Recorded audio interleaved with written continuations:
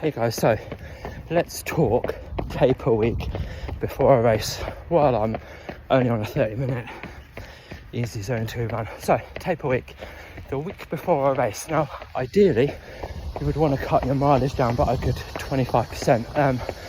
It really depends on the length of the race that you're running. If it's an ultra, you're probably going to need a little bit more rest than you would if it's, say, like a half marathon or a 10k or 5k or whatever. But again, ideally you would want to cut your mileage down by 25%. And you don't ideally, dependent on your recovery, want to run your last shakeout run more than 3 days before. I mean, I'm doing it 2 days before.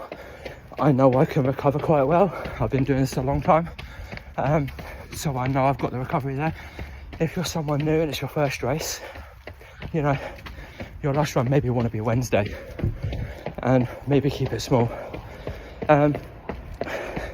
As for food intake, you don't want to eat any less or any more.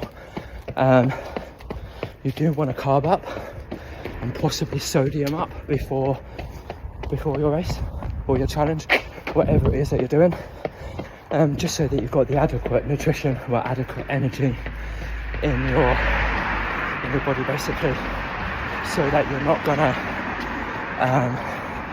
get too overly fatigued. But again, ideally no more, no less. And realistically, the same goes for being in the gym. Now, I'm all for my athletes getting in the gym to train, but the weight isn't anything significant, because the heavier the weight you push, the more it taxes your CNS. Your CNS is your central nervous system, and it plays a big role in pretty much everything that you do, even the gym. So if you're in the gym and you're benching 100 kilos for multiple reps and sets, maybe you'd want to think about dropping the weight down a little bit. You're not going to get any smaller because of it, you're not going to lose any strength because of it, but it just means that your CNS, or your central nervous system, is going to be fully optimal for your race, because you're going to need it. Races are taxing, you know, your pacings can go through the roof.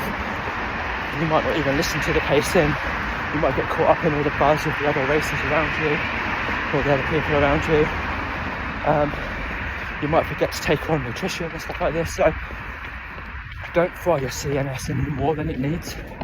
So I'd say reduce mileage by a good 25%, reduce the weight by the same, so that you're not exerting yourself anymore.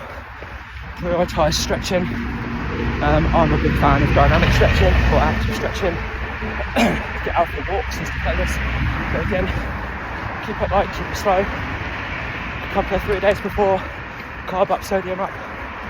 Just make sure that you've got a fully working energy system that's fully stocked, fully loaded, ready to go. Don't forget nutrition on race day. That would be my tip for a taper week. Now, I do offer coaching, so if that's something that you're possibly looking for, my website will be in the description. Fully qualified running coach, strength and conditioning expert, a rehab specialist, I coach Olympic lifting. So if it's something you're after, hit me up. I'll give you a free consultation, telephone call, Zoom, whatever it is that your preferred method, and we'll take it from there.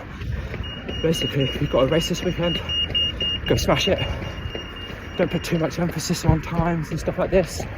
You know, it's colder, so you should technically be able to run faster. But yeah, if you've got a race this weekend, go smash it. Hope you do really well. And yeah, I'll see you in the next one. Have a good day, guys. See ya.